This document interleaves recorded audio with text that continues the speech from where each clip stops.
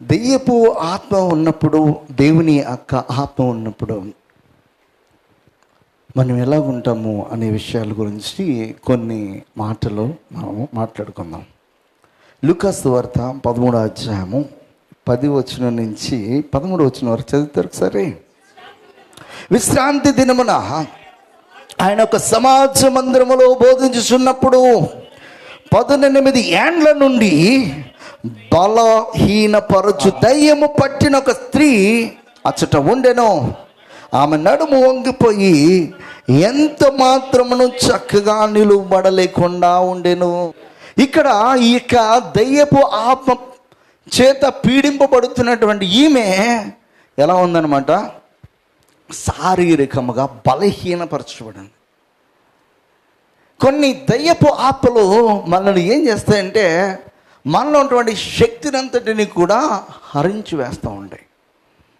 కొంతమంది డాక్టర్స్ దగ్గరికి వెళ్తారు, వైద్యుల దగ్గరికి వెళ్తారు, మంత్రాలు తంత్రాలు వేసి వాళ్ళు ఉన్నటువంటి దయ్యపు ఆత్మలను వెళ్ళగొట్టే వారి దగ్గరికి వెళ్తారు. ఇంకా డేరా బాబా లాంటి వారి దగ్గరికి కూడా వెళ్తారు. హల్లెలూయా. అయితే వీరిలో ఉన్నటువంటి ఆ యొక్క దయ్యపు ఆత్మ వారిని కృంగదీస్తుందని విషయము తెలియనంత వరకు కూడా వైద్యులను మారుస్తూ ఉంటారు, మెడిసిన్ని మారుస్తూ ఉంటారు. ఇంకా గుళ్ళు అన్ని గోపురాలు అన్నీ కూడా తిరిగి తిరిగి తిరిగి తిరిగి ఏమవుతుందో తెలియట్లేదు, ఏది వేసినా కూడా దీనికి నయం అవ్వట్లేదని చెప్పేసి చాలామంది బాధపడుతూ దుఃఖపడుతున్నటువంటి వారు సమాజంలో ఉంటారు. వారికి ముందు ఎవరన్నమాట, యేసు. హల్లెలూయా. ఇలాంటి ఆత్మల చేత ఎంతోమంది మరి భూమి పైన పీడింపబడుతూ ఏ రోగం వచ్చిందో, ఏ వ్యాధి వచ్చిందో అర్థం కాక చాలామంది ఏమవుతారంటే ఆ డిప్రెషన్కి గురైపోయి, చీకు అంటారు కదా, చీకు చింతల చేత ఏమవుతారన్నమాట, అలాగ క్షీణించిపోయి మొత్తానికి వారి తనువు చాలిస్తారన్నమాట. కొన్ని దయ్యపు ఆత్మలు ఏం చేస్తాయంటే మనల్ని శారీరకంగా బలవంతులుగా ఉన్నప్పటికీ కూడా మనల్ని ఏం చేస్తాయన్నమాట, బలహీనపరుస్తాయి, మనను ఆధారపరుస్తాయి, మనను చింత చేత నిండిపోయేటట్లుగా మనను చాలా చాలా చాలా చాలా చాలా హీనమైన స్థితికి తీసుకుని వచ్చేంత వరకు కూడా అవి పనిచేస్తూ ఉంటాయి అన్నమాట. అయితే కొంతమందికి ప్రార్థన చేసుకుంటున్నప్పటికీ కూడా అవి వదలవు. కొంతమందికి దేవుని సన్నిధానికి వస్తున్నా కూడా అవి వదలవు. అవి ఎప్పుడు వదులుతాయంటే, మనం నిజముగా దేవునికి మనం సమర్పించుకొని దేవుని యొక్క పాదాలు ఎదుగొచ్చి ఆ దేవుడే నన్ను స్వస్థపరచాలి, ఆ దేవుడే నాలో ఉన్నటువంటి ప్రతి ఒక్క చీకటిని తొలగించాలని చెప్పేసి ఎప్పుడైతే మనము ఆ దేవుని పైన పరిపూర్ణముగా ఆనుకుంటామో అప్పుడు దేవుడు ఆ కార్యం జరిగిస్తాడు. లేదంటే ఆ ఆత్మ మనల్ని ఏం చేస్తానమాట, చాలా చాలా చాలా మనను కృంగదీస్తాయి అన్నమాట. అలా కృంగదీయబడితే మనము ఇంకా మరిలా లేవలేని స్థితికి అవి మనను పాతాళంలో బంధించినట్లుగా చేస్తాను. ఇక్కడ ఈమె ఎన్ని సంవత్సరాల నుంచి, 18 సంవత్సరాల నుంచి ఈమె నడుమేమైపోయింది, వంగిపోయింది. పల్లెటూరులో అమ్మమ్మలో చాలామంది నడుము వంగిపోయి మాస్తూ ఉంటారు. గమనించారు ఎప్పుడైనా? ఇలాగ అయిపోతుంది. మనం అలా వంగాలంటే వంగలేము. ఎలా వస్తుందంటే ఇలా బెండ్ అయ్యి తలకి ఇలా ఉంటుంది అన్నమాట. ఈమె పరిస్థితి ఎట్లా ఉందంటే అలాంటి పరిస్థితి. 1 సంవత్సరమా 2 సంవత్సరాల, ఎన్ని సంవత్సరాలు, 18 ఏళ్ళు. కొన్ని దయ్యపు ఆత్మలు ఏం చేస్తాయంటే మనలో ఉన్నటువంటి శక్తిని హరించి వేస్తాయన్నమాట. అది తెలియక చాలామంది మెడిసిన్స్ వాడుతూ ఉంటారు, రకరకాల ప్రాసెస్ అంతా చేసుకుని శరీరాన్ని ఏం చేసుకుంటారన్నమాట, నాశనం చేసుకుంటూ ఉంటారు. అయితే మనలో ఉన్నదో చీకటి శక్తి, మనలో నిజంగా ఏదైనా రోగం ఉన్నదా అనేది ఎప్పుడు మనకు అర్థమవుతుందంటే, మన ప్రభు పాదాల యొద్ద హృదయపూర్వకముగా మనపూర్వకముగా ప్రార్థన చేస్తే ఏమవుతుందో తెలుసా, మనలో ఉన్న రోగాన్ని కూడా దేవుడు ఏం చేస్తాడనమాట, తొలగిస్తాడు. కొన్ని సింబాలిక్గా కనబడతాయి. కొన్ని ఒక సందర్భంలో నాకు 20లో కొంచెం నాలో ఏ బలహీనత ఉందో తెలియట్లేదు, కానీ నాకైతే చాలా అస్వస్థతగా ఉంది. నాకైతే తెలుస్తుంది, ఏం తిన్నా కూడా అది స్వస్థత అనేది రావట్లే. కానీ అలాగ అస్వస్థత గురవడానికి ఒక కళ ద్వారా నాకు దేవుడు చూపించాడు. నాకు ఆ కళ అర్థం ఏంటంటే, కొంచెం బలహీనత, కొంచెం మనకి ఆ సిక్నెస్ అనేది వస్తుందని చెప్పేసి నాకు అర్థమైంది. కొన్నిటికి నా సొంత వైద్యమే చేస్తాను నేను, వాటి ఫుడ్ సప్లిమెంట్ ద్వారా. ఇంకోటి ఏంటంటే, నాకు ఏది అనిపిస్తుందో దాని రకమైన ట్యాబ్లెట్ తెచ్చుకుని నా అంతటి నేను వైద్యం చేసుకుంటాను. కొన్నిసార్లు ప్రార్థన చేసుకుంటే దేవుడు ఆ మైండ్ సెట్ ఇస్తాడు, దాన్ని బట్టి నేను ప్రొసీడ్ అవుతాను. అయితే ఆ సమయంలో ఏం చేసినా కూడా అవ్వట్లేదు. అప్పుడు దేవుని సన్నిధిలో కన్నీరు కాచి ప్రార్థన చేస్తే దేవుడు చూపిస్తూ ఉన్నాడు అన్నమాట. ఒక వేస్ట్ ఇదంతా కూడా నా దగ్గర నుంచి మొత్తము ఒక ద్రావహం రూపంలో అదేమవుతుందంటే పోతూ ఉంది. ఆ యొక్క కళలో వేస్టేజ్ అంతా కూడా చాలా అన్క్లీన్డ్గా ఉన్నటువంటి వేస్టేజ్ అంతా కూడా బయటికి పోతూ ఉంది. ఆ కళ అయిన వెంటనే నాకు మెలకు వచ్చింది. దేవుని సన్నిధిలో దేవునికి కృతజ్ఞతాస్తుతులు చెల్లించి ప్రార్థన చేసిన తర్వాత ఆ తెల్లారి నుంచి నాలో ఒక గొప్ప మార్పు అనేది కనపడింది. నాలో ఏదైనా లోపము కానీ ఏదైనా తేడా ఉంటే కనుక మొహంలో కనిపిస్తూ ఉంటుంది. వెంటనే ఆ రోజు నా ముఖంలో మార్పు అనేది నేను చూడగలను అనమాట. కొన్ని సందర్భాల్లో మనము చేసిన తప్పిదాలను బట్టో, లేకపోతే కొన్ని సందర్భాల్లో తినిన ఆహారాన్ని బట్టో, లేకపోతే ఇంకా సావుకులకైతే నానా రకాలుగా ఉంటుంది. కొన్ని సందర్భాల్లో మేము ఏం చేస్తామంటే హస్త నిక్షేపణ చేసి ప్రార్థన చేస్తూ ఉంటాం. కొన్నిసార్లు వాళ్ళలో ఉన్నవి మాలోకి వస్తూ ఉంటాయి, మమ్మల్ని ఈలుబడి చేస్తూ ఉంటాయి. ఇవన్నీ కూడా నేను ఎక్స్పీరియన్స్ చేశాను. నేను 2018 జనవరి 1వ తారీఖున 2017 31వ తారీఖున ఒక వ్యక్తికి నేను ప్రార్థన చేసి వచ్చాను. హై బీపీ, షుగరు అన్నీ ఉన్నాయి. ఎలా ఉన్నాడంటే మనిషి ముసలోడుగా ఉన్నాడన్నమాట. అంత ముసలోడుగా ఉన్నటువంటి వ్యక్తికి హస్త నిక్షేపణ చేసి ప్రార్థన చేసి వచ్చాను. తెల్లరికి సెట్ అయిపోయాడు.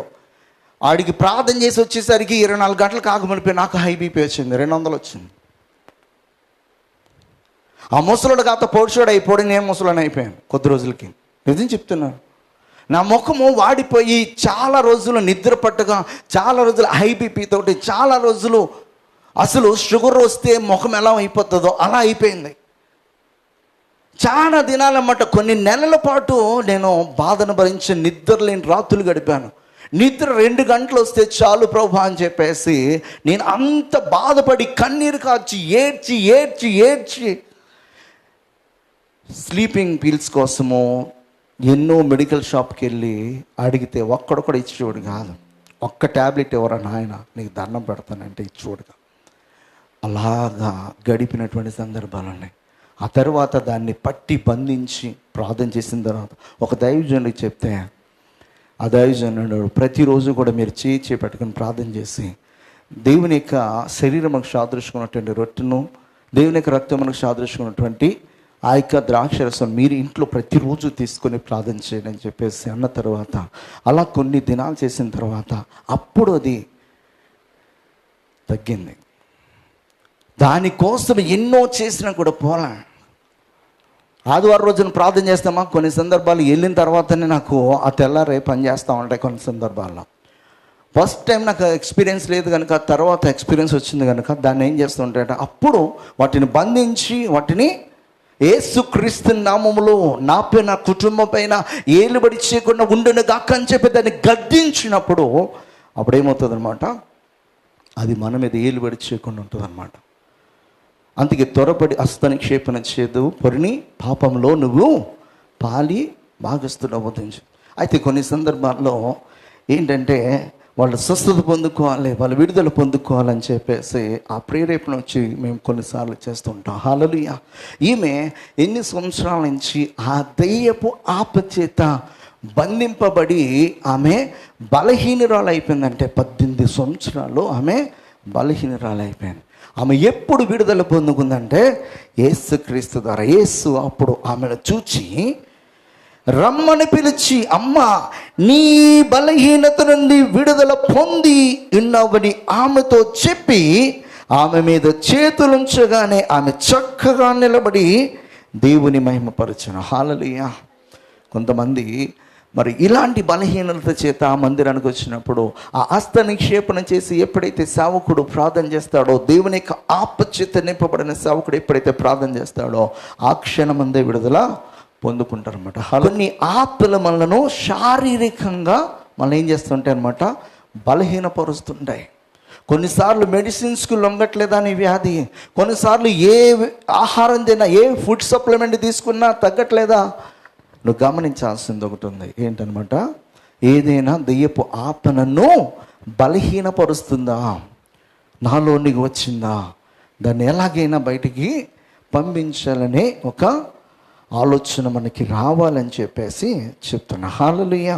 అదే లూకా సువార్త 4వ అధ్యాయము 33 చదువుదాం. ఆ సమాజ మందిరంలో అపవిత్రమైన దయ్యపు ఆత్మ పట్టిన వాడొకడుండెను. వాడు, నజరేయుడైన యేసు, మాతో నీకేమి, మమ్ము నశింపచేయ వచ్చితివా, నీవెవడవో నేను ఎరుగుదును, నీవు దేవుని పరిశుద్ధుడని బిగ్గరగా కేకలు వేస్తున్నాను. హల్లెలూయా. కొన్ని చోట్ల దేవుని పరిచర్య చేయడానికి మనం వెళ్తే కొంతమంది వస్తూ ఉంటారు అన్నమాట. ఇలాగా, మీరెవరో మాకు తెలుసులే, మీరు ఏం చేయబోతున్నారో మాకు తెలుసులే అని. వీళ్ళంతా ఎవరన్నమాట, మెజారిటీ పీపుల్ ఎవరన్నమాట, దెయ్యపు ఆత్మచేత, సైతాను ఆత్మచేత నింపబడి దేవుని పరిచారకులను, దేవుని సువార్తను అడ్డగించడానికి ఆత్మచేత ప్రేరేపింపబడుతున్నటువంటి వారు చాలామంది ఉంటారు.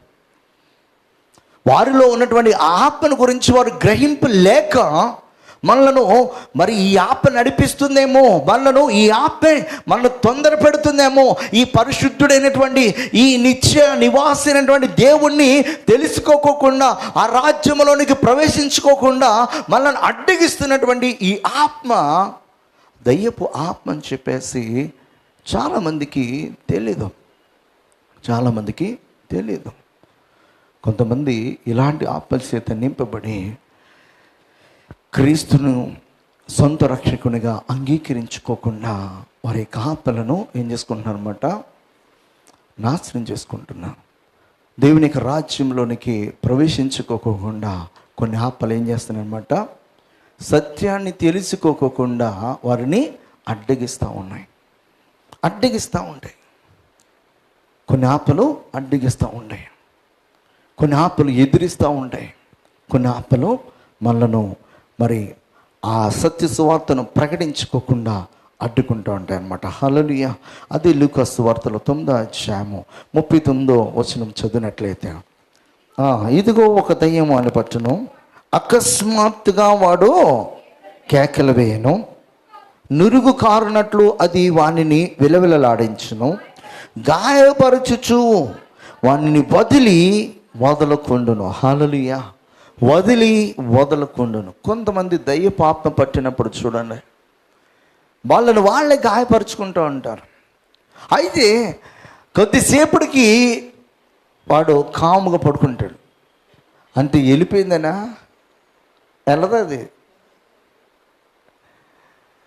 నేను సువార్త పరిచయ ఆరంభ దినాలలో ఓ సహోదరు ఉండేది, ఆమె పేరు కృష్ణవేణి అన్నమాట. ఆమెకి ఏ టైంలో వస్తుందో తెలియదు. ఫస్ట్ టైము ఆమెను చర్చికి తీసుకురావడం బండి మీద ఎక్కించుకుంటే బండి మీద వచ్చింది ఆమెకి దెయ్యము.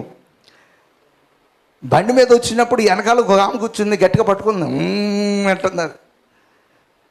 అన్నా వచ్చేసిందన్నా ఈమెలోకి అని చెప్తుంది ఆమె. కొన్ని సందర్భాలు ఇక్కడ ప్రార్థన చేస్తున్నప్పుడు ప్రార్థన చేసి ఈ నూనెను ఆ వాటర్లో వేసి ఇస్తూ ఉంటే పేడలను కొడితే ఒకసారి ఆ గాజు గ్లాసు ఎన్ని ముక్కలైందంటే అన్ని ముక్కలైంది. ఇక్కడే రాత్రులు 11:30, 12ంటికి దెయ్యం వచ్చినప్పుడు వాళ్ళు ఫోన్ చేసేవారు అన్నమాట, అన్న నువ్వు రావాల్సిందే అని.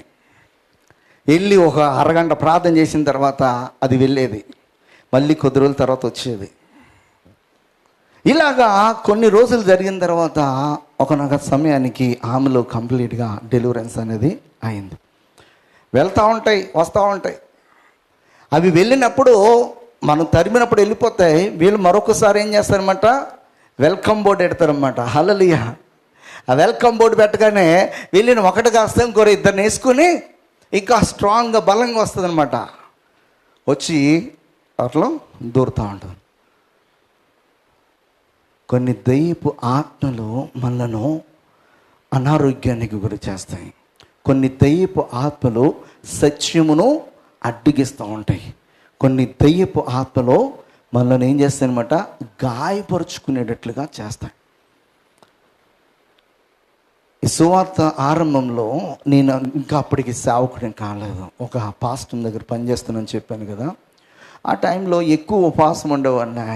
ఈ మధ్యనైతే ఉపవాసం ఉండట్లేదు. ఉపవాసం ఉంటేనే ఇలాంటి కార్యాలు జరుగుతాయి అన్నమాట. దెయ్యపు ఆత్మలను ఎక్కువగా తోలాలంటే మనం ఉపవాసం ఉండే ప్రార్థించాలి. అయితే మనం ఆ డ్యూటీ పెట్టుకోవాలంటే మన పొట్ట కాస్త ఖాళీ అయిపోతుందని, గ్యాస్ ఇవన్నీ ఎక్కువైపోతుందని మానేశాను. ఆ టైంలో ఒక ఇంటికి నేను ప్రే చేయడానికి వెళ్ళాను, శుక్రవారం రోజు అనమాట. ఆమె కొన్నేండ్లుగా కాలు నొప్పుతో బాధపడుతూ కుంటుతూ నడుస్తూ ఉంటుంది అన్నమాట. ఎప్పటికీ చెప్తాను నేను ఆ అడ్రస్ కూడా, బ్యాండ్ ఫ్యాక్టరీకి ఆపోజిట్, కరెక్ట్గా ఆ ఆపోజిట్లో ఫస్ట్ స్ట్రీటే, కొంచెం ముందరికి వెళ్తే 5వ ఇల్లు 6వ ఇల్లు. ఆమె కుంటుతూ నడిచేదన్నమాట. ఆ రోజు ఉపవాసంతో వెళ్ళి ప్రార్థన చేస్తూ ఉన్నప్పుడు ఆమె నెత్తి మీద కూడా చేయలేదు. నేను నెత్తి మీద కూడా చేయాలి. ప్రార్థన చేస్తూ ఉండగా ఆమె పడిపోయింది. పడిపోయి కేకలేస్తా గిలగిలా గిలగిలా కొట్టుకుంటా ఉంది. ఇంకా ఆపుకోకుండా ఆమె ఆగే వరకు ప్రార్థన చేస్తూనే ఉన్నాను నేను. ఆమె ఆగిన తర్వాత అప్పుడు ఏమైందమ్మా అని చెప్పేసి అడిగితే, ఏ కాలు అయితే నొప్పితో బాధపడుతుందో అదంతా కూడా మంటలో వేసేసినట్లుగా కాలిపోతుంది, మండిపోతూ ఉంది. ఆ మంట తట్టుకోలేక నేను కేకలు వేస్తున్నాను అని చెప్పాను. ఇప్పుడు ఎలా ఉందమ్మా అని అడిగితే, ఇప్పుడు నొప్పి లేదు, ఏమీ లేదని చెప్పేసి ఆమె వచ్చి సాక్ష్యం చెప్పింది ఆదివారం రోజు. ఎందుకు ఈ మాటలు చెప్తున్నానంటే, కొన్ని ఆత్మలు మనలను బలహీనపరుస్తాయి, రోగానికి గురైనట్లుగా చేస్తాయి, నొప్పికి గురైనట్లుగా చేస్తాయి, గాయపరుస్తాయి. వీటిని వెళ్ళగొట్టాలంటే ఒకటే మందు. ఏంటా మందు? యేసే మందు. దానికి ఆ యేసు మనలో ఉండి కార్యం చేయాలంటే మనం ఉపవాసం ఉండి, అంటే ప్రతిష్ఠించుకుని మనం ప్రార్థన చేసినప్పుడు అప్పుడు అవి ఏమవుతాయి అన్నమాట, బయటికి పోతాయి. అవి బయటికి పోయినప్పుడు మనం ఫ్రీ అవుతాం అన్నమాట. ఇలాంటి అద్భుతాలు స్టార్టింగ్లో చాలా నేను చూసాను. నేను ఇప్పటికీ జరుగుతాయి. ఎప్పుడంటే మనం ఉపవాసం ఉండి మనం ఆ శక్తిని పొందుకోవాలి. ఆ శక్తిని పొందుకున్నప్పుడు దాన్ని మనము కంట్రోల్ చేయగలం, దాన్ని వెళ్ళగొట్టగలం. ఇక్కడ ఈ ఆత్మ ఏం చేస్తుంది అనమాట, మనల్ని గాయపరుస్తుంది. అదే లూకాసు సువార్త 11వ అధ్యాయము 24వ వచనం నుంచి కొన్ని మాటలు మనం చదువుదాం. అపవిత్రాత్మ ఒక మనిషిని వదిలిపోయిన తరువాత అది విశ్రాంతి వెదుగుచు నీరు లేని చోట్ల తిరుగుచుండును. విశ్రాంతి దొరకనందున నేను విడిచి వచ్చిన నా ఇంటికి తిరిగి వెళ్ళుదననుకొని వచ్చి ఆ ఇల్లు ఊడ్చి అమర్చుండు చూచి వెళ్ళి తనకంటే చెడ్డమైన మరి 7 అపవిత్ర ఆత్మలను వెంట పెట్టుకొని వచ్చును. అవి అందులో ప్రవేశించి అక్కడనే కాపురముండును. అందుచేత ఆ మనుషుని కడపడి స్థితి మొదటి స్థితి కంటే చెడ్డదగునని చెప్పాను. హల్లెలూయా. కొంతమంది వెళ్ళగొట్టిన తర్వాత మరలా ఎందుకు వస్తాయంటే, మరలా వాళ్ళు స్ట్రాంగ్గా దేవునిలో కట్టబడకపోతే, ప్రార్థన జీవితం సరిలేకపోతే, విశ్వాస జీవితం సరిలేకపోతే, దేవునితో సహవాసం సరిలేకపోతే ఏం చేస్తుంది అనమాట, ఇంకా కొంచెం బలంగా ఉన్న ఆత్మను తీసుకుని వచ్చి చక్కగా లోపల ప్రవేశించి ఇక పర్మనెంట్ హౌస్ అయిపోద్ది అనమాట. అట్లకి ఇది ఆమె హృదయం, ఆమె శరీరము పర్మనెంట్ హౌస్ అయిపో. ఇది దయ్యపు ఆత్మలు చేస్తాయి. అప్పుడు ఇంకనూ చెడిపోయినటువంటి స్థితికి వెళ్ళిపోతారు, ఇంకనూ హీనమైన స్థితికి వెళ్ళిపోతారు అన్నమాట. ఇంకనూ హీనపరుస్తుంది అనమాట ఆత్మ. ఇది దెయ్యపు ఆత్మలు చేసే పనులు కొన్ని. హల్లెలూయా. ఇలా చెప్పుకుంటూ వెళ్తే దెయ్యం గురించి అవుతుంది. ఇప్పుడు దేవుడి గురించి వెళ్దాం. ఆది కాండంలో మనం చూసినట్లయితే 41వ అధ్యాయం 38వ వచనం. అతడు తన సేవకులను చూసి,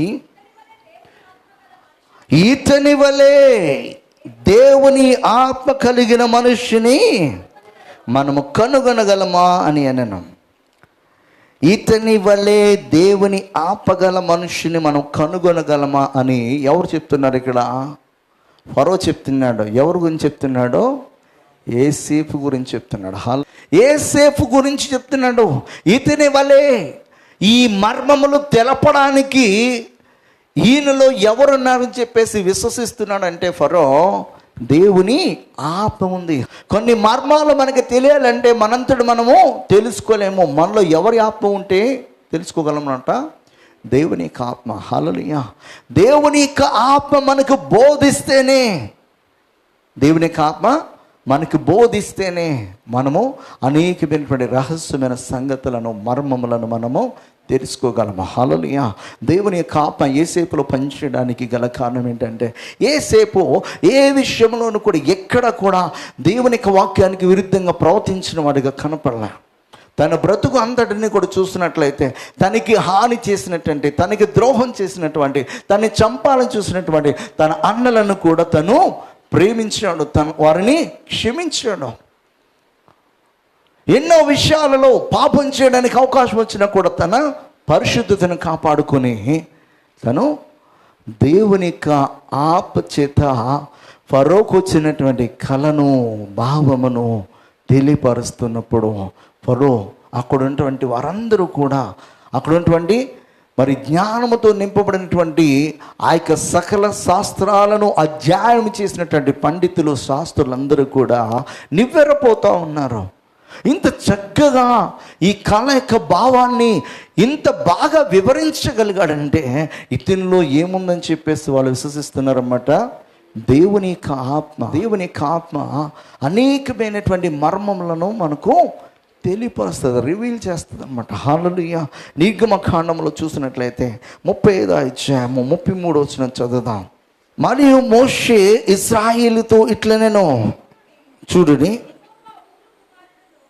యెహోవా ఊరు కుమారుడును ఊరు మనవుడనైన బెసలేలును పేరు పెట్టి పిలిచి విచిత్రమైన పనులను కల్పించుటకును, బంగారుతోనూ వెండితోనూ ఇత్తడితోనూ పనిచేయుటకును, రత్నములను సానబెట్టి పొదుగుటకును, చెక్కుటకును, విచిత్రమైన పనులన్నిటినీ చేయుటకు వారికి ప్రజ్ఞ, వివేక, జ్ఞానములు కలుగునట్లు దేవుని ఆత్మతో వాణ్ణి నింపి అన్నాడు. హల్లెలూయా. ప్రజ్ఞ, వివేకము ఎక్కడి నుంచి వస్తుంది అనమాట? దేవుని ఆత్మతో రాస్తుంది అనమాట. హల్లెలూయా. ఇక్కడ మనము గమనించినట్లయితే దర్శనాన్ని చూసినటువంటి వ్యక్తి ఒకరు, ఆ దర్శనాన్ని ఎగ్జాక్ట్గా చేస్తున్నటువంటి వ్యక్తి ఒకరు అనమాట. హల్లెలూయా. దర్శనాన్ని చూసినటువంటి వ్యక్తి ఎవరన్నమాట? మోషే చూస్తూ ఉన్నాడు. ఎలా సాక్ష్యపు గుడారం వేయాలి, సాక్ష్యపు గుడారంలో దేవుని దీపస్తంభం ఎలా చెక్కాలి, ఎలా తయారు చేయాలి, దేవుని సేవోపకరణాలు ఎలా చేయాలి అని చెప్పేసి అవన్నీ చూసినటువంటి వ్యక్తి ఎవరన్నమాట? మోషే. అయితే మోషే చూసిన వాటిని ఎవరు చేయబోతున్నారన్నమాట? బెసలేలు చేయబోతున్నాడు. మరి తను చేయాలంటే చూసిన ఆయన ఒక ఆయన, చేసే ఆయన ఇంకొక ఆయన. ప్రభువా, ఇది ఎలా సాధ్యము? నేను చెప్పినను కూడా ఎగ్జాక్ట్గా దాన్ని తను చేయగలడా లేదని చెప్తే దేవుడిని యెహోవా ఏమంటున్నాడంటే, ఆ ప్రజ్ఞ, వివేకమునిచ్చే ఆత్మ, నా ఆత్మ నేను అతనికి ఇస్తున్నానని చెప్తున్నాడు. హల్లెలూయా. హల్లెలూయా. దేవుని యొక్క ఆత్మ మనం మొట్టమొదటిగా చూసాం, మర్మములను తెలియపరిచాం. దేవుని యొక్క ఆత్మ ప్రజ్ఞ, వివేకమును ఇచ్చే ఆత్మ. హల్లెలూయా. సంఖ్యాకాండము మరి 11వ అధ్యాయము 15 నుంచి కొన్ని మాటలు మనం చదివినట్లయితే, ఏమనంటే, బిలాము కన్నులెత్తి ఇశ్రాయేలీయులు తమ తమ గోత్రములు చొప్పున దిగియుడు చూచినప్పుడు దేవుని ఆత్మ అతని మీదకి వచ్చెను గనుక అతడు ఉపమాన రీతిగా ఇట్లనెను, బెయేరు కుమారుడైన బిలామునకు వచ్చిన దేవోక్తి, కన్నులు తెరిచిన వానికి వచ్చిన దేవోక్తి, దేవవాక్కులను వినిన వాని వార్త. అతడు పరవశుడై కన్నులు తెరిచిన వాడై సర్వశక్తిని దర్శనము పొందెను. యాకోబు నీ గుడారములు, ఇజ్రాయేలు నీ నివాస స్థలములు ఎంతో రమ్యమైనవి, వాగుల వలె అవి వ్యాపించినవి, నదీ తీరమందులి తోటల వలన యెహోవా నాటిన అగరు చెట్ల వలన, నీళ్ళ యొద్దనున్న దేవదారు వృక్షము వలెను అవి ఉన్నవి. హల్లెలూయా. బెయేరు కుమారుడైన బిలాము ఎవరిని ఆశీర్వదించడానికి వస్తా ఉన్నాడు? బాలాకు తన యొక్క రాజ్యాన్ని, తన యొక్క సైన్యాన్ని దీవించాలని చెప్పేసి వస్తా ఉన్నాడు. అయితే దేవుని యొక్క ఆత్మ తనపైకి వచ్చేసరికి ఎవరిని ఆశీర్వదిస్తున్నాడు అన్నమాట?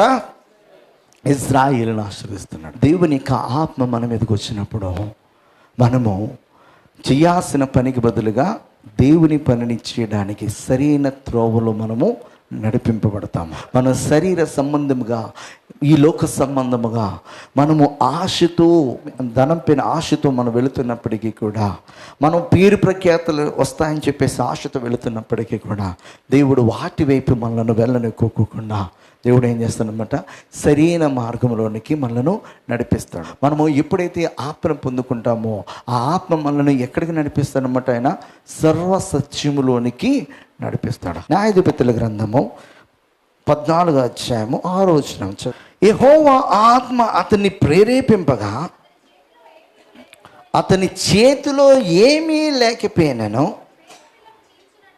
అతడు మేకపిల్లను చీల్చినట్లు